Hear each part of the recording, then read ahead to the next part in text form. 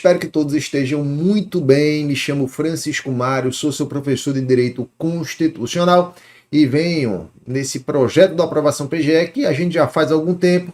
Finalzinho do ano a gente vem tratar das atualizações para vocês. Vamos conversar aqui sobre tanto atualização legislativa leia-se naquilo que interessa para a gente, as emendas à Constituição, quanto da atualização jurisprudencial, onde a gente vai lá selecionar aqueles julgados que entende que são importantes. Então, nesse primeiro bloco, vamos tratar de atualização legislativa. Quais foram as emendas constitucionais editadas em 2024 e como é que elas podem ser cobradas na prova de vocês. Aqui está meu Instagram, Prof. F. Mário. Estou sempre colocando lá atualizações, dicas, enfim, é um Instagram bem informativo, dê uma olhadinha, que eu tenho certeza que vai ser de utilidade para vocês. E simbora. Com relação às emendas, esse ano a gente só teve 2 emendas à Constituição. Pelo menos até o dia que eu estou gravando esse vídeo. Hoje é dia 10 de dezembro. Estou aqui na minha cidade, Recife, Pernambuco. Dia 10 de dezembro, 1h44 da tarde, 13h44. Acabei de almoçar, tomei meu cafezinho e vim aqui gravar para vocês. A gente só teve 2 emendas. Pode ser que daqui para o final do ano tenha sido aprovada alguma outra emenda. A gente tem aí a possibilidade dessa emenda que vai tratar do pacote fiscal ser aprovada. Ainda está sendo discutido. A gente tem hoje, em concreto, as emendas 133 e 134. Uma editada em 22 de agosto de 2024 e a outra em 24 de setembro de 2024. São poucas para a nossa história, sim, né? A gente costuma ter mais emendas à Constituição durante o ano. Mas, se a gente for pegar como parâmetro outras constituições que são mais estáveis que a nossa, aí não. Aí é raro ter alteração na Constituição. Acontece que a nossa Constituição ela é uma Constituição complexa, analítica, trata de vários temas, o que gera a necessidade de estar atualizando essa Constituição o tempo todo, inclusive por meio de emendas. E aqui um exemplo. 2 emendas aqui que eu não olho com muito bons olhos para elas, não. Porque a emenda 133, como a gente vai ver, ela vem para possibilitar o descumprimento da própria Constituição. E a 134 trata de uma matéria que não era para estar na Constituição de jeito nenhum. Mas bora lá, não vou me antecipar não. Vamos aqui, simbora. Vamos dar uma olhadinha. E o mais importante aqui é como pode ser cobrado na prova para vocês. Então, primeiro, emenda 133. Impõe aos partidos políticos a obrigatoriedade de aplicação de recursos financeiros para candidaturas de pessoas pretas e pardas, estabelece parâmetros e condições para regularização e refinanciamento de débitos de partidos políticos e reforça a imunidade tributária dos partidos políticos, conforme previsto na Constituição. Essa emenda à Constituição já é objeto de 2 ADINs. A ADIN 7706 e a ADIN 7707. Vamos dar uma olhadinha aqui no conteúdo da emenda. Então, olha só, quando você lê ali o enunciado, o resumo do que trata a emenda 133, você tende a achar que é algo positivo, mas não é não, pessoal. Na realidade, já havia essa obrigatoriedade antes da emenda 133. O TSE já tinha normatizado a questão, a gente já tinha uma emenda constitucional número 111, que obrigava essa fixação de recursos, tempo de propaganda eleitoral, levando em conta as candidaturas de pessoas pretas e pardas. Na realidade, a emenda 133 veio anistiar multas sofridas pelos partidos políticos por descumprimento dessas obrigações já fixadas anteriormente. E a emenda 133, por si, ela fixou um percentual menor, já se fez os cálculos e já se definiu que o percentual aqui é menor do que se determinava antes. Então, na realidade, essa emenda ela vem causar um retrocesso social. Tanto é que ela já foi objeto de ADINs, ADIN 7706 e ADIN 7707. Então, quem lê à primeira vista acha que é algo bom, mas não é. Ela vem, na realidade, anistiar partidos políticos por descumprir o que a Constituição já determinava. E, no final das contas, ela reduziu essa participação. Enfim, mas como essa emenda ainda está em vigor, o seu texto ainda está vigorando, o seu conteúdo ainda vigora, acompanha-se, veja-se as ADINs que eu já mencionei, ADIN 7706 e 7707, enquanto não for analisadas, então vale o que está na emenda, vamos aqui, então dá uma lidinha aqui em alguns pontos. O objetivo aqui não é esgotar, isso aí vocês fazem em casa, O objetivo aqui é dar uma visão a vocês sobre o que dispõe. Então, artigo 1º, o seu conteúdo, né? Essa emenda impõe aos partidos a obrigatoriedade de aplicação de recursos financeiros para candidaturas de pessoas pretas e pardas. E estabelece parâmetros e condições para regularizações e refinanciamento de débitos dos partidos políticos. Então deu uma espécie de anistia aqui aos partidos.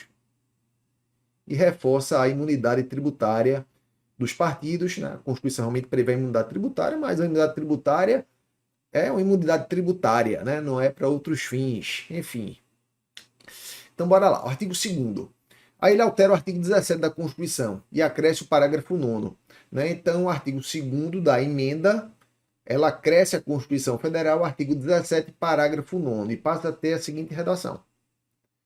Dos recursos oriundos do Fundo Especial de Financiamento de Campanha e do fundo partidário destinado às campanhas eleitorais, ou seja, aqueles recursos que os partidos políticos recebem, os partidos políticos devem obrigatoriamente aplicar 30% em candidaturas de pessoas pretas e pardas,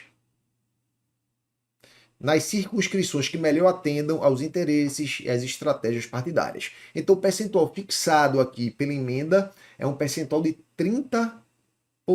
Né? Se esperaria que, no mínimo, que fosse fixado, né, um piso e não um valor fixo. Né? Deveria aplicar ao menos 30%, não obrigatoriamente aplicar 30%.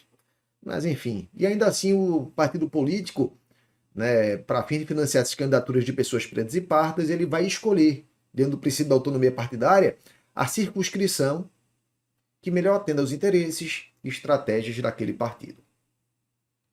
É o que diz aí o artigo 2º. Aí o artigo 4º, né? Como eu falei, pulei aqui o artigo 3º, não vai ver todos os artigos, apenas aqui uma visão geral. É assegurada imunidade tributária aos partidos políticos e a seus institutos ou fundações. Né? Falou aí o desnecessário, conforme o artigo 150 da Constituição Federal, né? Para entender que é desnecessário isso aqui, mas a gente compreende aqui porque vem. Ele, na realidade, vai estender a imunidade tributária. A imunidade tributária estende-se a todas as sanções de natureza tributária, exceto previdenciárias. Mas ainda vai vir mais daqui a pouco. Então, qualquer sanção de natureza tributária, exceto aquela sanção que tenha tributária de natureza previdenciária, abrangida a devolução e o recolhimento de valores, inclusive os determinados em processos de prestação de contas eleitorais e anuais, bem como os juros incidentes e as multas ou condenações aplicadas por órgãos de administração pública direta e indireta, em processo administrativo judicial em trâmite, em execução ou transitado. Olha só, pessoal, a amplitude que está se dando aqui a essa imunidade, né? Envolve até aí decisão transitada julgada. E resulta no cancelamento das sanções e na extinção dos processos e no levantamento de inscrições em cadastros de dívida ou inadimplência. Ou seja, bem amplo de fato, muito, muito, muito amplo. Mas tem mais ainda, não acabou não. Né? A gente vai ver aqui que essa emenda aqui veio para tentar organizar a vida dos partidos realmente do ponto de vista financeiro. O disposto no parágrafo, olha só o que eu falei para vocês. Primeiro, deste artigo aplica-se também a processos administrativos ou judiciais nos quais a decisão administrativa, a ação de execução, inscrição em cadastro de dívida ativa ou inadimplência tenham ocorrido em prazo superior a 5 anos. Consegue verificar a amplitude, né? Aí vem aqui, olha só o que fala aqui o artigo 5º. Para isso que está, na prática, para isso que está afastado da imunidade, é instituído o quê? Um refis, um programa de recuperação fiscal, um refis específico. É um refis apenas para partidos e seus institutos ou fundações, para que regularizem seus débitos com isenção dos juros, ou seja, não vai pagar juros, e das multas acumuladas aplicadas apenas à correção monetária sobre o montante original. Ou seja, daquilo que a imunidade tributária não atinge, se isenta juros, multas e se faz um refis. Ou seja, vai pagar apenas o montante original, acrescido de correção monetária, e vai ainda pagar parceladamente. Ok, olha só. O pagamento das obrigações apuradas em até 60 meses. para as obrigações previdenciárias em até 180 meses para as demais obrigações a critério do partido. Ou seja, vai pagar parceladamente. Se for obrigação previdenciária, aquela que é afastada, né? Que a gente acabou de ver, pode dividir em até 60 e para as demais 180 meses. Né? Uma mamata aí realmente. É garantido aos artigo 6º, é garantido aos partidos políticos e seus institutos ou fundações o uso de recurso do fundo partidário para... Olha só o que diz isso aqui, pessoal. Recurso do fundo partidário para o parcelamento de sanções e penalidades de multas eleitorais, de outras sanções e de débitos de natureza não eleitoral, e para a devolução de recursos ao erário e a devolução dos recursos públicos ou privados a eles imputados pela Justiça Eleitoral, inclusive de origem não identificada, excetuados recursos de fontes vedadas. Ou seja, permite a utilização de recursos do fundo partidário para pagar multa eleitoral, inclusive aquelas lá que a gente acabou de ver, né? Aquela lá que a gente acabou de ver. Enfim, uma visão rápida aqui sobre a emenda 133. A gente não leu a emenda toda, apenas trouxe para vocês aqui essa ideia, para vocês terem noção do que trata. É importante que vocês leiam em casa e memorizem, né, essa questão do percentual de 30%, né, a aplicação obrigatória de 30% para candidaturas de pessoas pretas ou pardas. Verificar, né, aquilo que a imunidade não vai atingir, por exemplo, as multas de natureza previdenciária. Lembrar dos prazos e da criação do refis. É criado o refis exclusivo, privativo para partidos políticos e seus institutos, para pagamento de quê? Primeiro lembrar que vai excluir juros e multa, não é isso? Vai excluir os juros e a multa e aplica apenas a correção monetária. E ainda assim possibilita o pagamento por meio de um refis específico para os partidos políticos. Obrigação de natureza previdenciária, 60 meses. Ou demais obrigações, 180 meses, ou seja, essa divisão aí num tempo bem amplo mesmo, pessoal. E para as multas eleitorais, é possível utilizar aí, né, os valores do recurso do fundo partidário, né, os valores do fundo partidário para fazer esse pagamento. Enfim, foi uma anistia aí do ponto de vista monetário, né, do ponto de vista financeiro para os partidos políticos. Não vou comentar, não vou criticar, porque minha crítica já foi dada. E o objetivo da gente aqui é colocar você a par das modificações. Bora para a próxima emenda aqui. A emenda número 134. Essa daqui, qual é a minha crítica a ela? Eu estou afiado, vou criticar um pouquinho. Isso aqui não era para estar na Constituição. Isso aqui não era para estar na Constituição de jeito nenhum. Isso aqui trata da recondução, né, dos membros de tribunal para as mesas diretoras. Né, a LOMAN, a Lei Orgânica da Magistratura Nacional, a Lei Complementar número 75, a anterior 88, ela veda a recondução. O camarada é presidente do tribunal. Não é possível ser reconduzido. A LOMAN faz essa vedação. A emenda 134 passou a possibilitar essa recondução, mas aqui tem uma condicionante. Na prática, como a gente vai ver, na prática, isso aqui se aplica a apenas 2 tribunais do país. Foi uma emenda feita para atender a 2 tribunais do país, o TJ de São Paulo e o TJ do Rio de Janeiro. A gente vai ver por quê. Então aqui, ó, altera o artigo 96 da Constituição para dispor sobre a eleição dos órgãos diretivos do Tribunal de Justiça. Artigo 1º. O artigo 96 da Constituição Federal, então modificou o artigo 96 da Constituição, passa a vigorar acrescido do seguinte parágrafo único. Então o artigo 96 ele passa a ter um parágrafo único. O que é que vai dizer esse parágrafo único? Nos tribunais de justiça, eu fiquei na frente aí do A, mas está escrito aí justiça, composto por mais de 170 desembargadores, ou seja, se aplica apenas para o TJ, que tenha mais de 170 desembargadores. Na prática só são 2. Só 2 tem mais de 170. O TJ de São Paulo e o TJ do Rio de Janeiro. A eleição para os cargos diretivos de que trata alinhado o inciso 1º do caput desse artigo, ou seja, a mesa diretora, presidente, vice-presidente do tribunal e afins, será realizada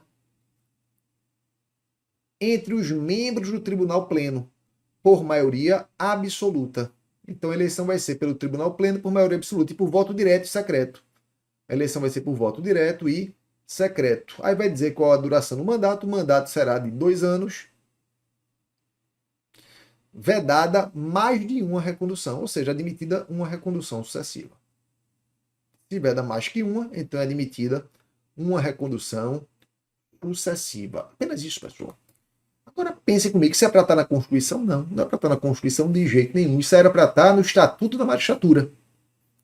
Né? Aquela lei complementar de iniciativa do Supremo Tribunal Federal. O presidente do STF deveria mandar, até hoje não mandou.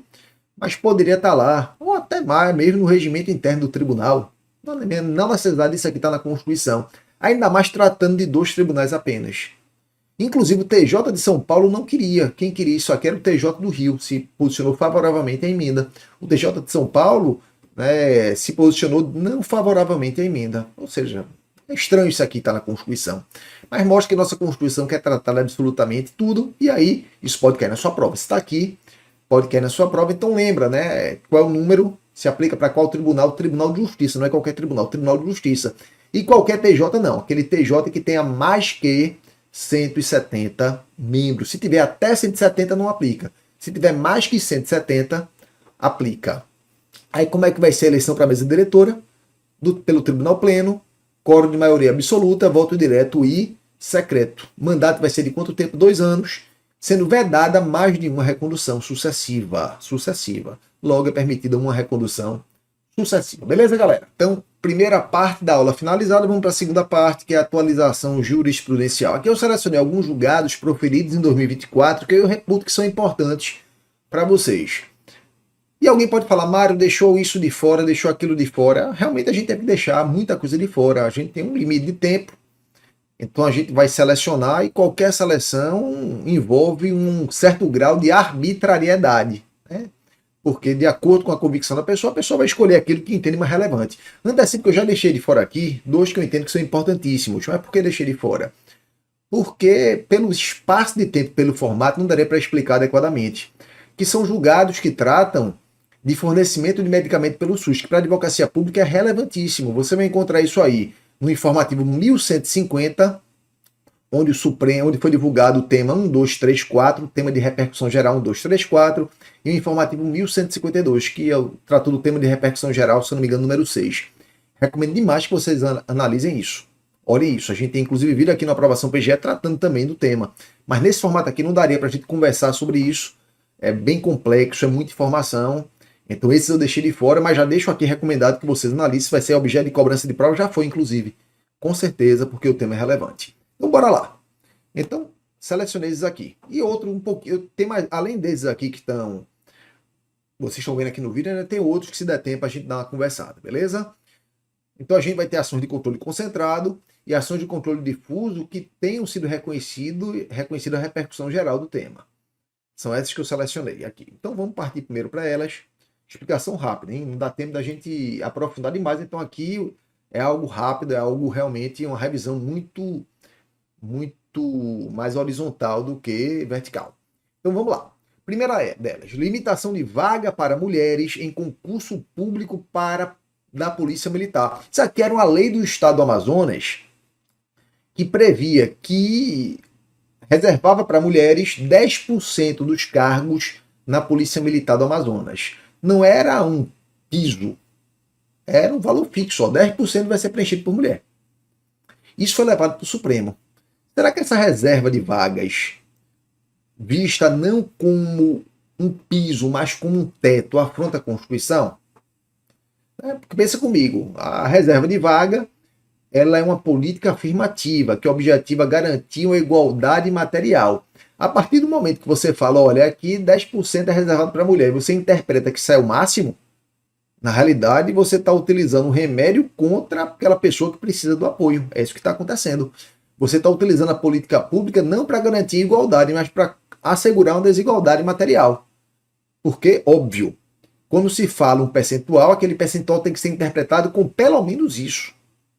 Se é uma política pública que você quer salvaguardar, quer proteger um grupo, né, minoritário, porque a gente sabe que as mulheres, apesar de serem maior parte da população, há uma dificuldade, né, histórica, há uma dificuldade institucional, um preconceito institucional que dificulta acesso a certos cargos.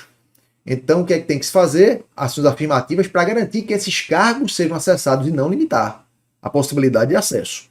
Então, olha só. O que é que o Supremo decide? A reserva de vagas para candidatas do sexo feminino para ingresso na carreira da Polícia Militar disposta em norma estadual não pode ser compreendida como uma autorização legal que as impeça de concorrer à totalidade das vagas disponíveis em concursos públicos.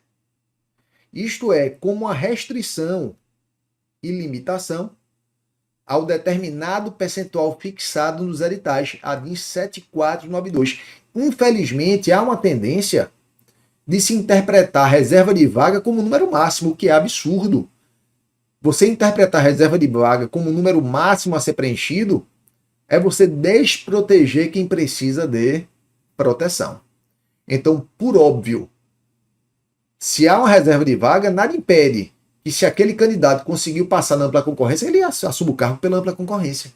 Então, reserva de vaga não deve ser visto como um percentual máximo, mas um percentual mínimo que deve ser preenchido. Essa é a interpretação que deve ser adotada. Infelizmente, o que a gente tem visto é se distorcer o instituto, utilizar uma interpretação para desvirtuar a finalidade, que é de proteção. Você interpreta para desproteger, como foi o caso aqui. E o Supremo corrigiu essa distorção, beleza? Então, esse é o primeiro julgado que eu trouxe para vocês. Vamos para o próximo. Relevantíssimo também para provas de advocacia pública: demissão de empregados concursados de empresas estatais. A gente sabe, olha só, se o camarada é de uma empresa pública ou de economia mista, o regime dele é um regime seletista. Se ele é seletista, ele não tem a estabilidade. Servidor público que ocupa cargo efetivo, ele tem o atributo da estabilidade após 3 anos de exercício. Se for magistrado de Ministério Público, após 2 anos. Se for membro de um tribunal do judiciário, no momento da posse, aí para magistratura e Ministério Público não se fala nem em estabilidade, se fala em vitaliciedade. É uma proteção maior. Não é isso? Mas vamos tratar aqui de servidores públicos que possam adquirir a estabilidade. Quem são eles? Aqueles que ocupam cargos efetivos mediante concurso público, 3 anos, adquirir estabilidade. O camarada que está numa empresa pública, na economia mista, ele é seletista, ele não tem estabilidade. E aí o Supremo fixa o seguinte: as empresas públicas e as sociedades de economia mista, sejam elas prestadoras de serviço público ou exploradoras de atividade econômica, ainda que em regime concorrencial, aí tem o dever jurídico de motivar em ato formal a demissão dos seus empregados concursados, não se exigindo processo administrativo. E tal motivação deve consistir em fundamento razoável, não se exigindo, porém, que se enquadre nas hipóteses de justa causa da legislação trabalhista. Então, o que é que se pensou aqui? Qual era a discussão que havia? Se um empregado público seletista, quando fosse ser demitido, se ele poderia ser demitido sem justa causa, já que os atos administrativos exigem uma motivação. O que é que o Supremo disse? Olha, é possível sim demitir sem justa causa. Né? Nos termos da CLT, é possível demitir sem justa causa. Bora esquecer um pouquinho, bora diferenciar, melhor dizendo, a justa causa trabalhista da exposição de motivos. O que é que ele está dizendo aqui? Olha, ele pode até ser demitido sem justa causa, nos termos da legislação trabalhista, mas desde que haja um fundamento razoável para essa demissão, como, por exemplo, corte de gastos. É necessário ter corte de gastos naquela empresa pública. Ela está deficitária financeiramente. Então é possível sim demitir. E claro, ele vai receber aí as verbas trabalhistas previstas na legislação trabalhista. Mas o que é que se exige? Se exige, galera, que haja um ato formal justificando essa demissão, mesmo que essa justificativa não se enquadre nas hipóteses de justa causa previstas na legislação trabalhista, mas tem que formalizar o ato. E não é necessário um processo administrativo. Então, por exemplo, os Correios. Se ele tem lá um empregado que praticou uma infração que possibilita a sua demissão por justa causa, beleza, justa causa nele. Formaliza o ato, claro. Mas se ele quer demitir um funcionário que não praticou um ato que justifique, nos termos da legislação trabalhista, o fundamento da justa causa, ele pode demitir? Pode também.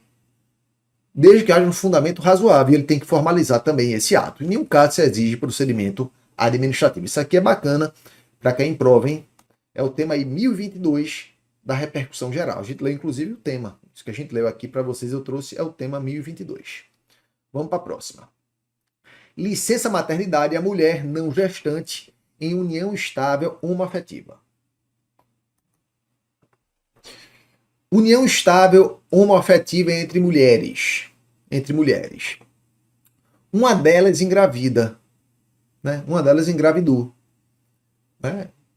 Ela vai ser, aquela criança vai ser filha biológica, o filho biológico de uma delas. E da outra, né? Não há como ser um filho biológico. Vai haver ali uma maternidade afetiva, uma relação afetiva, mas há uma maternidade também. Você vai ter uma criança com duas mães. A questão é, as duas vão poder tirar a licença maternidade ou nenhuma vai poder tirar a licença maternidade? O que é que o Supremo diz? Que tem sim direito a gozo de licença maternidade. O gozo de licença maternidade, a uma delas é garantido. E a outra, que não utilizou o benefício, vai ser garantido um período equivalente à licença paternidade. Então é assim que funciona o tema 1072 de repercussão geral. A mãe servidora ou trabalhadora, não gestante, em união homoafetiva, tem direito ao gozo de licença maternidade. O que é que está dizendo aqui? Que quem pode tirar a licença maternidade pode ser aquela que gestou ou a não gestante. Uma das duas. Caso a companheira dela, a não gestante, né? A companheira da não gestante, ou seja, aquela que gestou, tenha utilizado o benefício, ela vai fazer jus a quê? A licença pelo período equivalente ao da licença paternidade. Tema 1072 de repercussão geral. Então aqui de novo. E a gente pode ampliar um pouquinho isso aqui. Interpretar com outros entendimentos do Supremo. União afetiva entre mulheres. Uma delas está gestando, né? A outra pode tirar a licença maternidade? Pode. Qualquer uma das duas pode tirar a licença maternidade. Mas se a que gestou tirou a licença maternidade, a outra vai tirar o período equivalente ao da licença paternidade e vice-versa. É assim que se faz. E se não for um filho biológico, for um filho por adoção, aquele casal homoafetivo de mulheres vai poder também tirar licença? Essa tese não fala disso, mas o Supremo tem outras teses que dizem que sim. Que a licença é devida também se o filho for um filho não biológico. Então não há razão nenhuma para você não aplicar aqui. Então se houver por adoção, aplica-se a mesma regra. Uma vai tirar o prazo da licença maternidade e a outra tira o prazo da licença paternidade, o prazo equivalente. Lembrar que o Supremo tem entendimento que você não pode restringir a licença em razão de o filho ser adotado, e muito menos em razão da idade do filho adotado. Se aplica a mesma regra. Se a licença é de 180 dias, então para o filho biológico, para o filho adotado vão ser os mesmos 180 dias. Beleza? Então entendimento também bem relevante do Supremo aí. Vamos para a próxima. Está um pouquinho corrido, pessoal, mas é assim mesmo. Essa aqui é relevante demais. Procuradoria Municipal. Impossibilidade de criação por norma estadual e de contratação de advogados sem concurso público. Isso aqui, inclusive, foi uma alteração à Constituição de Pernambuco. E o Supremo tratou na ADIM 6331. Olha só. Lá, quando vocês estudam poder constituinte e vocês analisam o poder constituinte derivado decorrente, vocês veem que o poder constituinte derivado decorrente é o poder que os Estados-membros têm de se auto-organizarem, inclusive elaborarem suas próprias constituições. E vocês veem também que município não tem poder derivado decorrente. Por que município não tem poder derivado decorrente? Porque o município se explica normalmente assim, que o município ele tem uma dupla subordinação, está subordinado à Constituição Federal e à Constituição Estadual. Então, com isso, passa-se a ideia que o município teria uma certa subordinação ao Estado-membro. Essa ideia é errada, pessoal. Município não é subordinado ao Estado-membro. Município é tão autônomo quanto é o Estado-membro. Entretanto, excepcionalmente, quando a própria Constituição Federal prevê, o município deve observar para alguns atos e práticas a legislação estadual. Por exemplo, compete aos municípios a criação de distritos, observada a legislação estadual. Aí sim, nesse caso, o município tem que observar a legislação do Estado, porque a Constituição expressamente prevê. Mas quando a Constituição não prevê, não há qualquer subordinação entre município e Estado-membro, ambos são entes dotados de autonomia. Guarda a informação. Outra informação, quando a Constituição trata da advocacia pública, ela prevê a advocacia pública federal, a advocacia pública dos estados e do Distrito Federal, ela silencia com relação à advocacia pública municipal. Ela não fala, não há previsão na Constituição de procuradoria municipal. Em razão disso, algumas constituições, inclusive a Constituição do Estado de Pernambuco por meio de emenda, né, passou a trazer previsões de que em determinados municípios seria obrigatória a criação de procuradorias municipais. Então, por exemplo, os municípios com mais de 500 mil habitantes, aqui uns números que eu estou dizendo aqui, número aleatório, só para vocês compreenderem. Né? Imagina a disposição da Constituição Estadual que determine que municípios com mais de 500 mil habitantes devem ter procuradorias próprias. É possível? O Supremo respondeu que não, não é possível. Nos termos do atual panorama constitucional, criar ou não criar uma procuradoria é um ato discricionário do próprio município, está dentro do poder de auto-organização do próprio município, da sua competência auto-organizacional enquanto ente autônomo. Em razão disso, Estados-membros não podem impor a criação de procuradoria aos municípios. A decisão sobre a criação da procuradoria municipal compete ao próprio município. Entretanto, se o município optar por criar sua procuradoria, a sua procuradoria municipal, os cargos de procurador municipal devem ser providos por meio de concurso público. O provimento deve ser por meio de concurso público. Não é possível, como regra, a contratação de advogado para atuar como se procurador fosse, havendo a procuradoria. Essa regra tem a exceção que a gente vai ver, inclusive, hoje. Situações excepcionais. Um processo cujo conhecimento exige uma especialidade, algo muito específico. Aí é possível, excepcionalmente, que o poder público contrate advogados privados. Vamos tratar disso hoje, mas vamos ficar agora com a regra geral. Isso aqui é um julgado importante do Supremo, inclusive, que envolve a lei de improbidade administrativa. Mas daqui a pouco a gente trata. Bora ficar com isso aqui. Se o município decide criar a procuradoria, os cargos devem ser providos mediante concurso público. E essa procuradoria municipal também será uma função essencial à justiça. Os seus membros adquirirão estabilidade após 3 anos de exercício. Estão submetidos ao mesmo teto constitucional dos procuradores estaduais, lá do artigo 37, inciso 11 da Constituição Federal. Então aqui, ó, é inconstitucional, por ofensa aos postulados da autonomia municipal e do concurso público para provimento de cargos, normas da Constituição Estadual que obrigue a criação de procuradorias nos municípios e permite a contratação sem concurso público de advogados para nelas atuarem. Então, decisão acertada do Supremo aí, a DIN 6331 reforça o papel da advocacia pública e seus quadros devem ser providos por ocupantes de cargos efetivos. Próximo aqui, outra decisão relevantíssima. Essa aqui, galera, pode cair numa prova de constitucional, pode cair numa prova de direito civil. Eu trouxe alguns julgados aqui que vocês vão observar que podem ser cobrados em outras disciplinas, mas que envolvem direito constitucional e foram decididos pelo Supremo. Aqui no caso se trata de quê? O precedente, se eu não me engano, foi lá no Rio de Janeiro. Ação policial em comunidade, nas favelas, troca de fogo com bandidos e houve morte. E aí se tratou da responsabilidade civil do Estado em razão dessa morte. Então, qual é a tese que o Supremo fixa?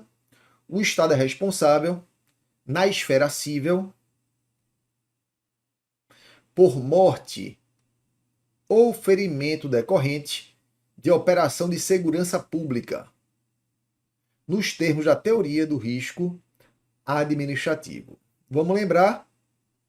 A teoria do risco administrativo é aquela que está no artigo 37, parágrafo 6º da Constituição, que diz que o poder público responde quando houver ato ou omissão, quando houver o dano e quando houver o nexo causal. Não se exige do Estado dolo ou culpa. Mesmo que não haja dolo ou culpa, ainda assim há o dever de indenizar. O dolo ou culpa, ou seja, a responsabilidade na modalidade subjetiva, vai ser exigida se o poder público entrar com ação de regresso contra aquele servidor que praticou o ato. Então, o prejudicado pela atuação do poder público que ingressa com ação indenizatória Nesse caso, a responsabilidade é objetiva pela teoria do risco administrativo. Se o poder público for condenado, ele pode acionar o servidor que causou o dano, mas nesse caso se exige dolo ou culpa. Então é assim que funciona o 37, parágrafo 6º. No caso aqui, o que é que está dizendo? Operação de segurança pública. Houve morte ou ferimento de particular, indenização devida pela teoria do risco administrativo. Lembrar que pela teoria do risco existem as excludentes de responsabilização. O caso fortuito, a força maior, a culpa exclusiva da vítima, a culpa exclusiva de terceiro são fatos que excluem a responsabilidade civil da administração pública. Então, se aplica aqui também. Então, está dizendo aqui, ó, em operação de segurança pública, aplica a teoria do risco administrativo. Aí continua. Aqui é uma questão processual, para dizer o seguinte, ó, é ônus probatório do ente federativo demonstrar eventuais excludentes de responsabilidade civil.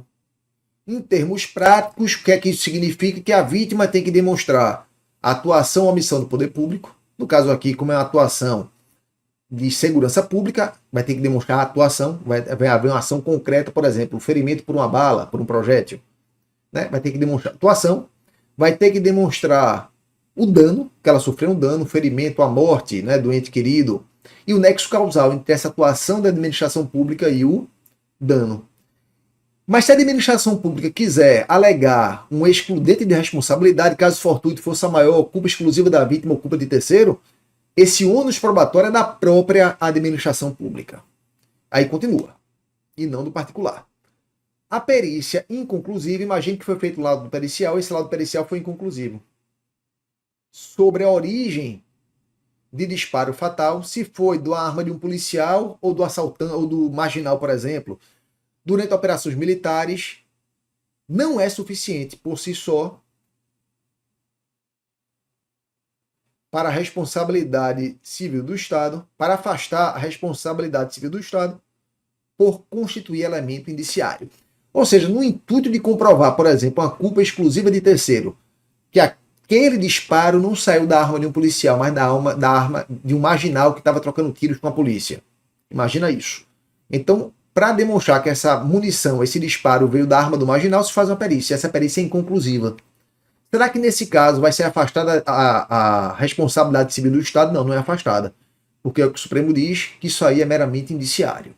Vão ser necessários aqui, ou vão ser necessários outros meios de prova, né, que deixe claro realmente que ali foi um fato de terceiro, ou que haja alguma outra excludente de responsabilidade. Então lembra, operação de segurança pública em comunidade, é disso que trata a tese, tema 1237, tema 1237, é disso que trata. Se aplica a teoria do risco administrativo quando for uma operação de segurança pública que cause ferimento ou morte. Nesse caso, de quem é o ônus de comprovar um excludente de responsabilidade? É do poder público. O poder público junto à perícia inconclusiva sobre a origem do disparo, isso é suficiente para afastar a responsabilização? Não, não é suficiente. Esse elemento meramente indiciário, vão ter que ser analisados outros meios de prova. Porque aqui, qual seria o argumento do poder público? Olha, como a perícia é inconclusiva da origem do disparo, não há como comprovar o ato. E a comprovação do ato é de obrigação processual da parte autora, porque ela tem que comprovar o ato, o dano e o nexo causal. O que é que o Supremo diz? Não, essa perícia conclusiva por si só não é capaz de demonstrar a ausência de responsabilidade. Vamos analisar os outros meios de prova existentes nos autos. Então é isso que o Supremo disse na tese. Tema importante aqui na prova de constitucional, prova de direito civil. Vamos aqui para a próxima, pessoal. Uso de trajes religiosos em fotos de documentos oficiais. O caso tratado pelo Supremo foi de uma freira que ia tirar sua CNH, sua Carteira Nacional de Habilitação, e queria utilizar, tirar a foto com o seu véu, né? Aquilo que reveste uma parte da cabeça da freira. E aí houve a discussão se poderia ou não, porque a legislação determina que, né, não pode ter nada na cabeça, porque isso dificultaria a identificação quando se analisa a foto. O que é que o Supremo diz? Ele faz aqui uma ponderação. Ele utiliza aqui a ideia de proporcionalidade. Olha o que ele diz aqui. Ó. É constitucional. Primeiro ele diz, ó, é constitucional a utilização de vestimentas ou acessórios relacionados à crença ou religião nas fotos de documentos oficiais. Aí ele continua, desde que, ele aqui fez a ponderação, desde que não impeçam a adequada identificação individual com o rosto visível, é o tema 953 de repercussão geral. Ele fez aqui uma ponderação de interesses, né? Um exemplo prático aqui de ponderação de interesses, né? Dois interesses em conflito. Ele pondera e dá a solução para o caso concreto. Ele fala o seguinte, olha, por si só você utilizar uma vestimenta, um adereço religioso para tirar foto, não tem problema. O problema só surge quando se aquele adereço impedir a adequada identificação individual do rosto visível.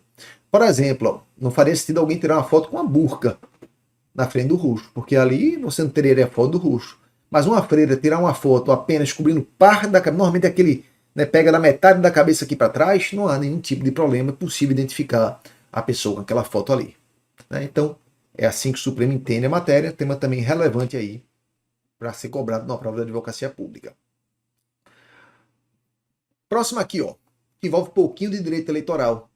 Ocupação na mesma localidade dos cargos de chefia dos poderes legislativo e executivo por cônjuges, companheiros ou parentes até o segundo grau.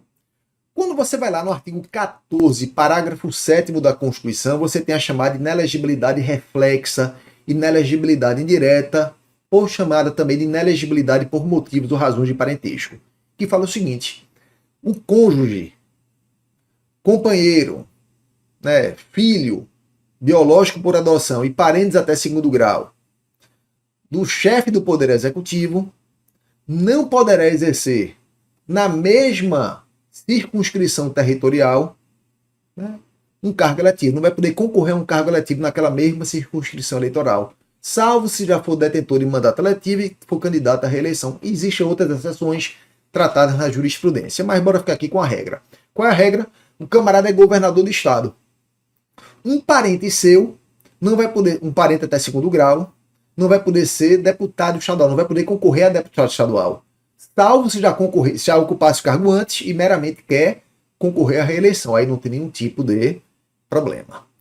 Mas imagina o seguinte, o camarada é governador de estado, o parente dele já é deputado estadual. E ele agora vai ser nomeado presidente da Assembleia Legislativa. Será que essa inelegibilidade por motivo de parentesco que impede esse cara, que é deputado estadual já, assumir a presidência da Assembleia Legislativa?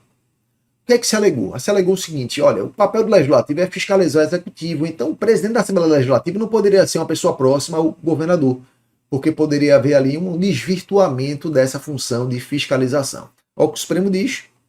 Lembra, primeiro, que isso aqui é uma regra vedatória, o artigo 14, parágrafo 7º, e como regra, sendo até redundante, como regra, regras vedatórias, vedações são interpretadas restritivamente. Aí o Supremo fala o seguinte, ADPF 1089, a inelegibilidade por parentesco não impede que cônjuges, companheiros ou parentes em linha reta colateral por afinidade, até o segundo grau, ocupem concomitantemente e na mesma unidade da federação os cargos de chefe do Poder Executivo e de presidente da Casa Legislativa. Então não há esse impedimento, não há essa vedação, não há realmente essa vedação. Então, situação diferente seria, o camarada é governador, o irmão dele, por exemplo, não poderia concorrer a deputado estadual. Mas a situação aqui tratada é outra. O cara já é governador e o irmão já é deputado estadual. Estou dando irmão como um exemplo. O que ele vai agora é concorrer à presidência da Casa Legislativa. O artigo 14, parágrafo 7 não traz essa vedação, então você não pode entender que ela existe. Próximo aqui. Olha só, essa aqui não tem nada a ver com direito administrativo, mas é uma decisão socialmente tão relevante que é bem capaz de ser cobrada. Né? E algumas provas de procuradoria cai direito penal. Então, se cair, né, a questão do porte de droga para consumo pessoal e criminalização. Vamos comentar rapidamente, é uma tese bem longa, galera, mas vamos comentar rapidamente aqui. Então, primeiro, não comete infração penal quem adquirir, guardar ou tiver em depósito transportar ou trouxer consigo para consumo pessoal, importante é isso aqui, a substância cannabis sativa, maconha. Então, olha só se aplica para o porte para consumo pessoal e não é qualquer substância entorpecente, a cannabis sativa, a maconha. Então, isso aí não é crime, mas cuidado que não houve a legalização, porque fala o seguinte, sem prejuízo do reconhecimento da ilicitude extrapenal. Ou seja, vai ser um ilícito administrativo da conduta. Com a apreensão da droga, a droga vai ser apreendida e a aplicação de sanções de advertência sobre os efeitos dela, bem como de medida educativa, de comparecimento a programa ou curso educativo. Então, se é uma sanção administrativa, é um ilícito extrapenal, vai ser aplicado o quê? Por hora, a apreensão da droga, a aplicação de sanção de advertência e comparecimento a programa ou curso educativo. É isso que vai ser aplicado. As sanções estabelecidas nos incisos 1º e 3º do artigo 28 da Lei 11.343 serão aplicadas pelo juiz em procedimento de natureza não penal e sem nenhuma repercussão criminal para a conduta. Ou seja, mero ilícito administrativo. Né? Em breve isso aí vai ser realmente legalizado, galera, como é a tendência mundial. Né? Então, quando for legalizado, nem isso será, desde que cumpridas as regras previstas na normatização oportuna. Mas, por enquanto, é isso que eu estou tratando para vocês. Aí continua. Em se tratando da posse da cannabis para consumo pessoal, a autoridade policial ela vai apreender a substância e vai notificar o autor do fato para comparecer em juízo, conforme regulamento a ser aprovado pelo Conselho Nacional de Justiça.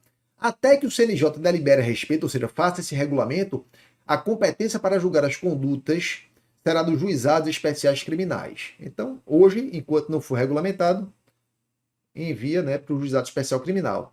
Segundo a sistemática atual, vedada a atribuição, proibida a atribuição de quaisquer efeitos penais na sentença e para a sentença. Aí vem aqui a questão da quantidade.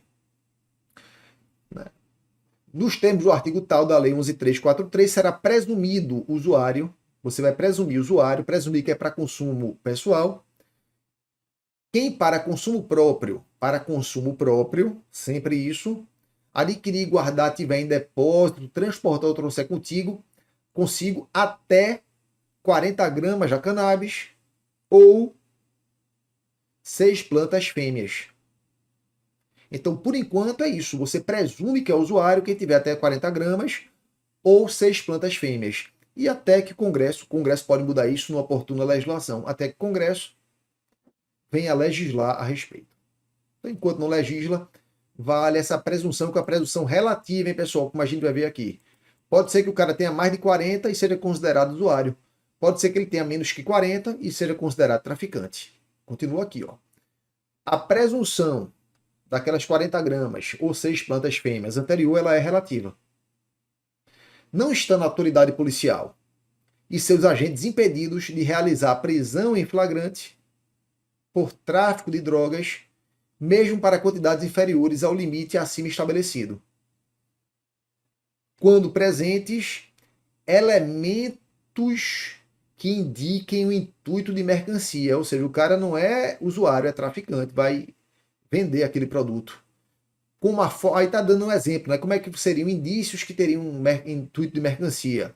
A forma de acondicionamento da droga, as circunstâncias da apreensão, a variedade de substâncias apreendidas, a apreensão simultânea de instrumentos como balança, registro de operações comerciais, aparelho de celular contando contatos de usuários ou traficantes, etc. Né? Ou seja, o cara está com menos de 40 gramas, ou está com as 6 plantas fêmeas até as 6. E há outros indícios de que ele não é usuário, mas sim traficante, é possível levar em flagrante, porque aí nesse caso é crime. Nesses casos, caberá ao delegado de polícia consignar no auto de prisão em flagrante a justificativa minudente e minuciosa para afastamento da presunção do porte para uso pessoal, sendo vedada a alusão a critérios subjetivos arbitrários. Ou seja, está com 40 gramas, mas ainda assim foi preso, porque existiam indícios outros, o delegado de polícia, quando for consignar o auto de prisão em flagrante, ele tem que justificar a razão. E ele não pode ser utilizado de critérios subjetivos arbitrários. Tem que ser algo razoável. Na hipótese da prisão por quantidades inferiores à fixada no item 4, aquilo que a gente já viu, deverá o juiz, na audiência de custódia, avaliar as razões invocadas para o afastamento da presunção de porte para uso pessoal, para uso próprio. Ou seja, aquelas justificativas tratadas aqui no item 6. É uma tese bem longa, hein, galera? O último item da tese, a apreensão de quantidades superiores aos limites ora fixados não impede o juiz de concluir que a conduta é atípica, apontando nos autos provas suficientes da condição de usuário. Ou seja, o contrário, né?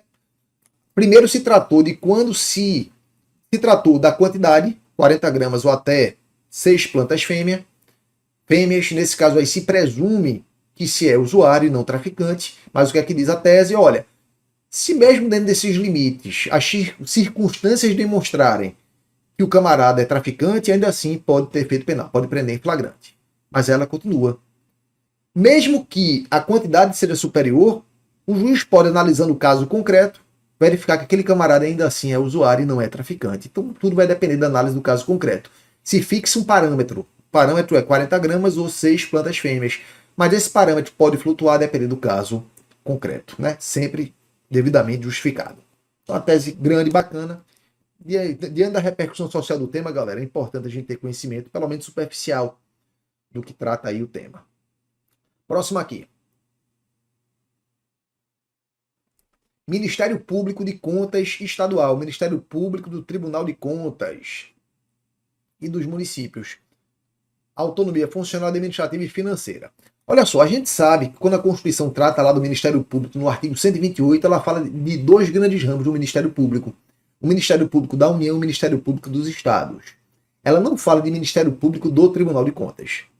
Apenas do MPU e do MPE. E a gente sabe que o Ministério Público, apesar de não ser um quarto poder, que a Constituição no artigo 2º é muito clara, só são 3 funções, ele tem autonomia. Ele tem independência funcional, ele tem autonomia administrativa, autonomia financeira. Bem como seus membros, têm atributos também, têm prerrogativas, dentre elas a independência funcional, a vitaliciedade e a inamovibilidade. Mas aí como é que a gente aplica isso aos tribunais de contas, melhor dizendo, aos ministérios públicos dos tribunais de contas? Eu tenho inclusive muita postagem sobre isso no meu Instagram, que o Supremo sempre enfrenta isso aqui.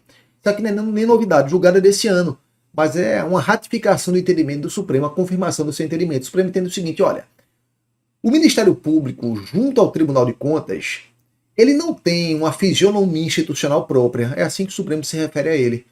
Porque ele não é um ente por si autônomo, porque ele está dentro da estrutura do Tribunal de Contas. O Tribunal de Contas sim é ente autônomo, mas o Ministério Público junto ao Tribunal de Contas não detém essa autonomia. Ele é um ente que funciona dentro do Tribunal de Contas, faz parte da estrutura da própria Corte de Contas.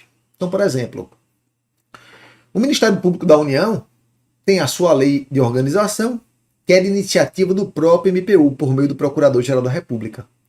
O Ministério Público Estadual tem sua própria lei orgânica, que é de iniciativa do próprio MPE, por meio do Procurador-Geral de Justiça. O Ministério Público, junto ao Tribunal de Contas, não. Ele não tem uma lei própria que trate da sua organização. Ele é tratado na lei orgânica do Tribunal de Contas, cuja iniciativa é do Tribunal de Contas e não do Ministério Público. Enquanto o Ministério Público da União e dos Estados, eles têm... O Ministério Público da União, a gente sabe que tem várias vertentes, né? Ministério Público Federal, Ministério Público Militar, do Trabalho, do Distrito Federal e Territórios, enfim. Né? Esses entes, eles possuem autonomia financeira e administrativa, tem seu duodécimo, tem seu próprio orçamento.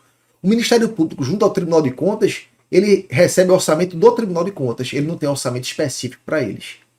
Entenderam? Então, ele não tem essa autonomia que tem os demais membros do Ministério, que tem as demais instituições do Ministério Público.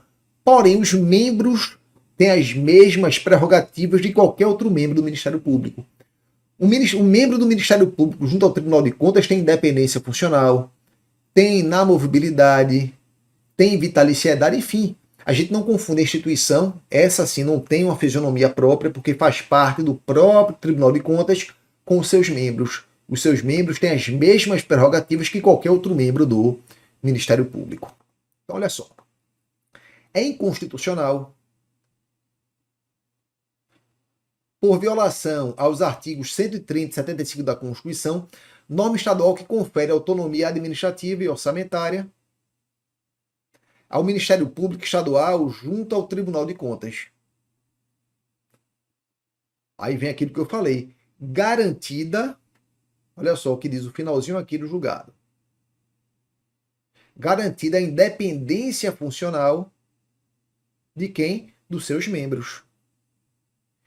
E os meios necessários para o desempenho da função. Então, embora o Ministério Público, junto à Corte de Contas, não tenha essa autonomia, os seus membros têm as mesmas garantias que qualquer outro membro do Ministério Público. É assim que a gente tem que interpretar a figura institucional desse Ministério Público.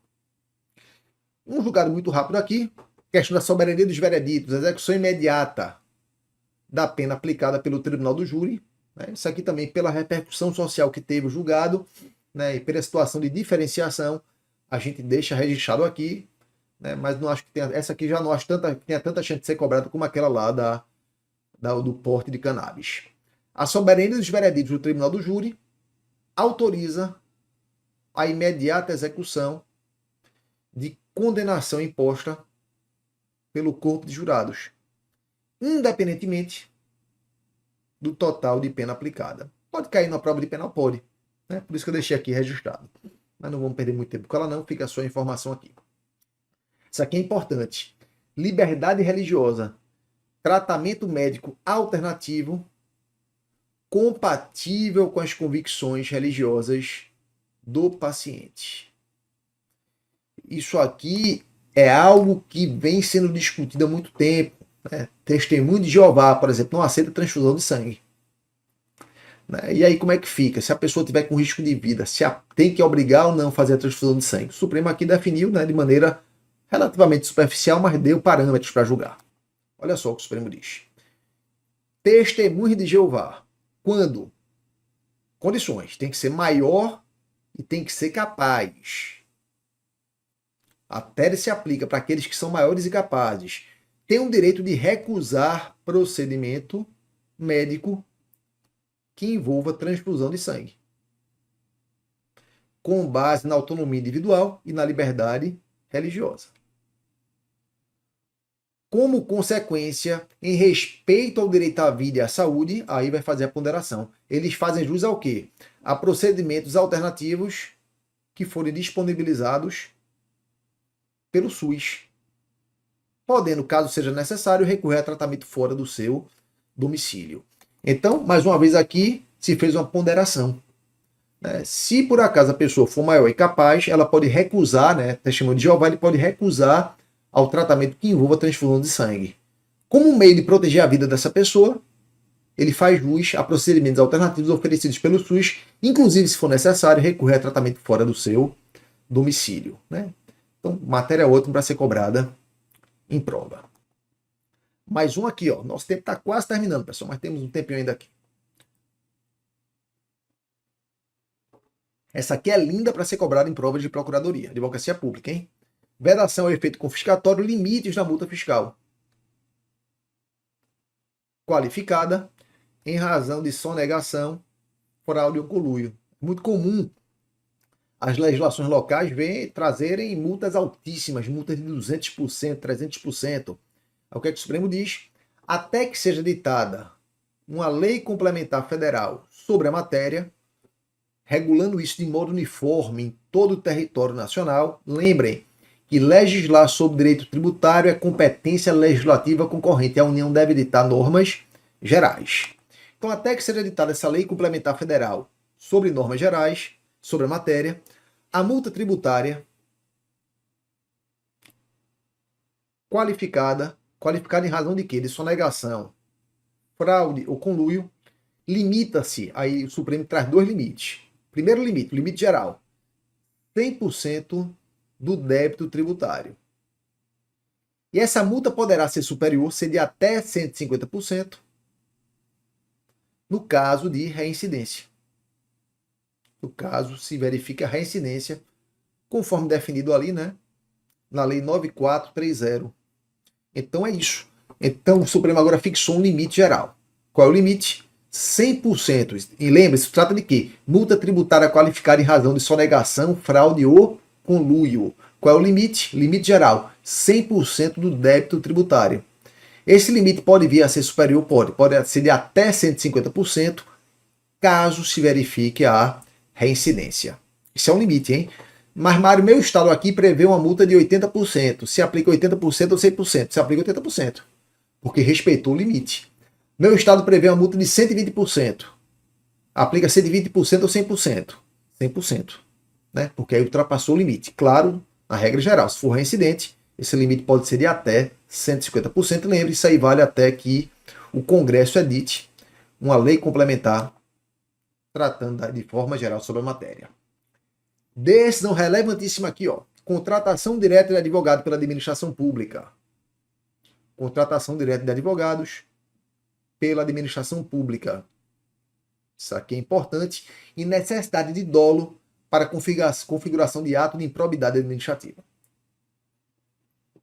Primeiro item da tese, o dolo é necessário para a configuração de qualquer ato de improbidade administrativa. Está lá no 37, parágrafo 4º, a previsão de improbidade.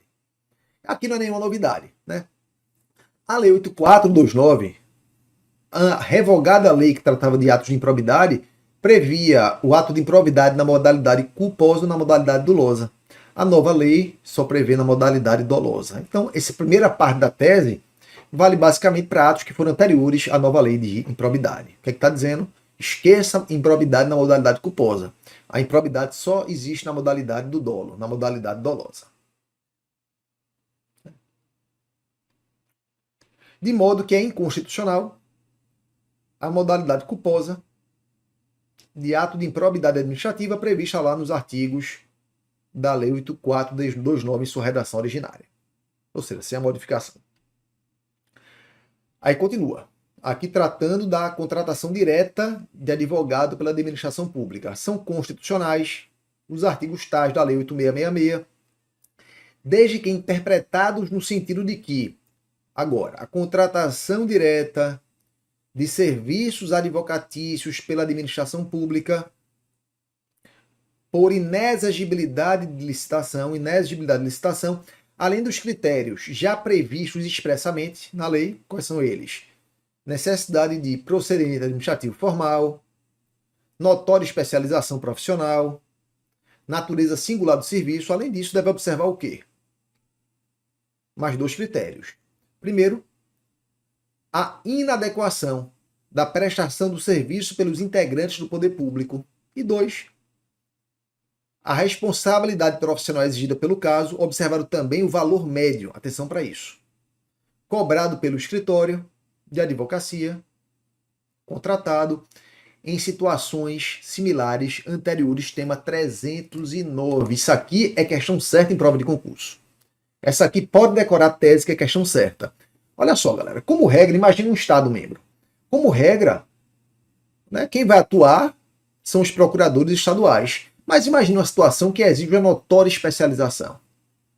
Situação excepcionalíssima. Não tem ninguém qualificado na advocacia pública. Não é qualificado porque a advocacia pública tem quadros importantíssimos. Tem quadros qualificadíssimos, competentíssimos. Eu sou procurador do Estado de Pernambuco. Tem gente boa demais em toda a advocacia pública do país. Mas existem casos que exigem um conhecimento muito específico. Que a pessoa que se dedica, tem advogados que se dedicam a vida toda para isso. Então vai melhor atender o interesse administrativo que aquele escritório particular atue naquele caso. Então, nesse caso aí, havendo processo administrativo formal, né, demonstração que aquele serviço é singular, aquele escritório ele tem notória especialização, é possível você contratar um advogado privado. Se você comprovar primeiro que é inadequada a prestação por um advogado público, não tem ninguém ali, por exemplo, que domine aquela área de conhecimento, e foi cobrado um preço compatível com o serviço a ser prestado. Inclusive, deve-se analisar o que aquele escritório cobrou em situações similares anteriores. Se o preço estiver na média, é possível haver essa contratação. Isso aqui é a questão certa em prova, né, galera? Então, atenção para isso aí. Próximo aqui, ó, reforma administrativa. Isso aqui chove no meu Instagram sobre isso aqui. Eu até tenho uma postagem no meu Instagram, tanto sobre a questão da contratação direta de advogado privado, quanto a questão da reforma administrativa. Eu tenho um post no meu Instagram sobre isso. Quem quiser dar uma olhadinha lá. Né? A reforma administrativa trazida pela emenda 19 de 98.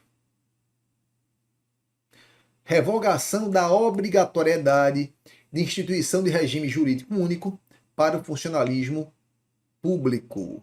O que acontece?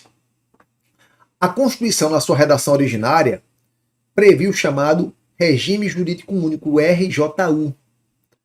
Né? Então, se União, Estados, Distrito Federal, municípios quisessem contratar, teria que ser por um determinado regime jurídico único. O ente não poderia adotar um regime jurídico misto. Tem, por exemplo, servidor estatutário e empregado público. Aí vem a emenda 19, promove reforma administrativa e acaba com o regime jurídico único, possibilitando que o poder público contrate, se quiser, pelo regime de CLT ou pelo regime estatutário, enfim. Ele pode ter esse regime aí contra servidores em um regime X e outros servidores no regime Y. Acontece que se alegou que essa alteração ela teria sido feita por meio de uma emenda que não respeitou o devido processo legislativo. Haveria uma alteração na casa revisora que não foi enviada de volta para a casa iniciadora. E o Supremo deferiu uma cautelar suspendendo essa alteração, em razão do efeito repristinatório que as cautelares em ADIM têm. O que aconteceu passou a voltar a vigorar a redação anterior que previa o regime jurídico único. Então, para ficar mais simples, redação original, regime jurídico único, emenda 19 altera e abole o regime jurídico único. O Supremo defere cautelar suspendendo aí esse trecho da emenda 19 de 98. Como suspendeu, voltou a vigorar o texto anterior, que traz o RJU. O Supremo, no final das contas, e recentemente, entendeu que não houve ofensa ao processo legislativo. Olha o que ele diz. É constitucional por não ter violado o devido processo legislativo a revogação pela emenda 19 de 98 da redação original do artigo 39 da Constituição, que previu que, no âmbito da União dos Estados, do DF, dos municípios, na instituição do regime jurídico único para os servidores da administração pública direta, das autarquias e das fundações públicas. O que é que eu posso falar para vocês? Eu posso falar para vocês agora o seguinte, que é perfeitamente possível, desde que haja adaptação legislativa, que o poder público, quando eu estou falando aqui, eu estou falando de União, Estados, Distrito Federal, municípios, autarquias e fundações públicas. É disso que eu estou tratando. Economia mista e empresa pública tem que contratar pela CLT. Né? Faz concurso público, mas tem que utilizar a CLT, a legislação trabalhista. Para o poder público, né, a gente tem uma situação diferente. Ele pode agora contratar pelo regime estatutário, ou pelo regime seletista, ou pelo regime misto, a legislação que vai dizer como é esse regime, como vai ser esse regime.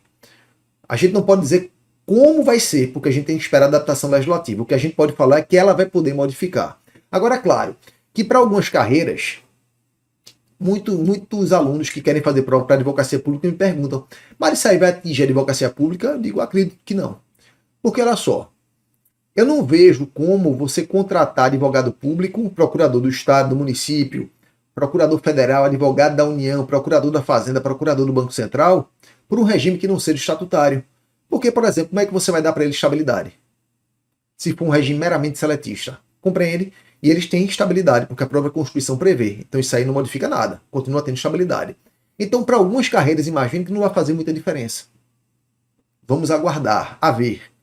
Agora, para outras, realmente, né, imagino que as carreiras que não são carreiras próprias de Estado, para essas é bem possível que, em breve, panorama aí de 3, 4, 5 anos, o regime seletista venha a ser o regime predominante. Mas vamos aguardar.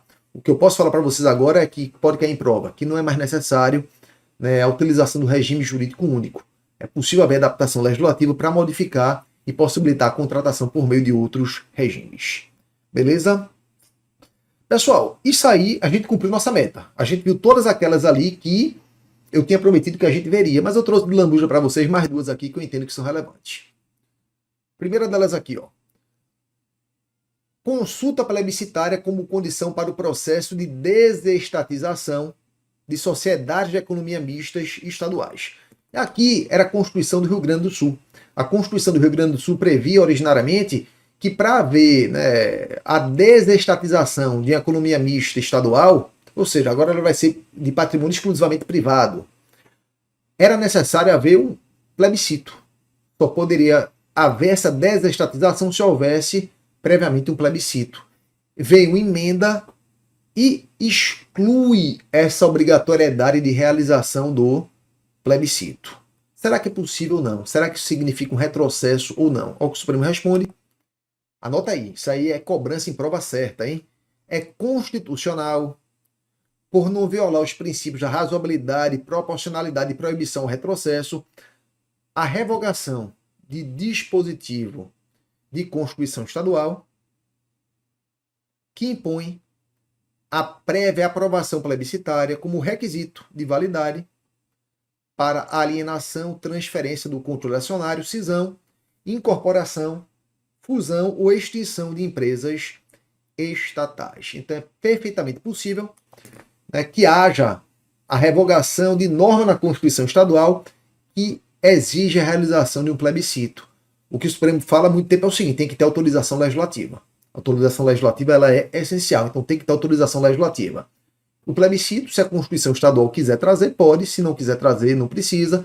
Se traz e quer revogar essa exigência, é perfeitamente possível também. E a saideira, outra que é relevante para a gente também. Assembleia Legislativa, representação em órgãos do Poder Executivo. Olha só. Constituição do Estado de Alagoas. A Constituição do Estado de Alagoas, ela sofreu emenda determinando que em tudo que é conselho do Poder Executivo, a nomeação se desse mediante a aprovação da própria Assembleia Legislativa. O Supremo entendeu que esse tipo de previsão ela é inconstitucional. A própria Constituição diz quais são os cargos que exigem aprovação pelo Legislativo para serem nomeados. Constituição Estadual, por meio de emenda, não pode trazer que qualquer cargo do Executivo, qualquer conselho no Executivo, para ser ocupado, tem que ter autorização do Poder Legislativo. Isso aí fere o princípio da separação dos poderes, é uma interferência indevida do Legislativo perante o Executivo, e ofere também o devido processo legislativo, que você está tratando da estrutura de órgão público do Poder Executivo. Você tratar da estrutura de órgão público do Poder Executivo tem que ser por meio de lei de iniciativa do chefe do Executivo. Né? E aí é uma emenda de iniciativa parlamentar, então não seria possível. Então, saideira da gente, é inconstitucional por violar o preceito fundamental atinente à separação dos poderes e o preceito relativo ao devido processo legislativo, emenda a Constituição Estadual que condicione a composição dos quadros de pessoal dos conselhos do Poder Executivo Estadual à indicação de membros pela Assembleia Legislativa. Então, nomear, pedir autorização para a Assembleia para nomear, ou a própria Assembleia indicar, essa exigência ela é inconstitucional. Galera, no mais, eu desejo para você, primeiro, obrigado por quem chegou até aqui. Eu desejo para você sucesso e um excelente 2025. Que 2025 seja um ano repleto de realizações, que você consiga atingir todos os seus objetivos. A vida da gente é muito incerta, a gente não tem como prever com exatidão o futuro, mas uma coisa é certa: a gente colhe o que a gente planta. A gente não sabe exatamente quando a gente vai colher. Né? Colheita, quando vai ocorrer, ela é incerta, mas a sua existência ela é certa. Sabem disso. Plantem, se planejem, sejam objetivos, sejam focados, que o dia da colheita vai chegar. Espero que esse dia ocorra em algum momento ali em 2025. É de coração que eu desejo para vocês. Passe 2025 muito bem com sua família. E estarei aqui de braços abertos para ter a eventual dúvida que você tenha lá no meu Instagram, Prof. Mário, galera. Podem contar comigo. Eu vou de mãos dadas com vocês. Um grande beijo e um grande abraço. E mais uma vez, um 2025 sensacional para você e para sua família.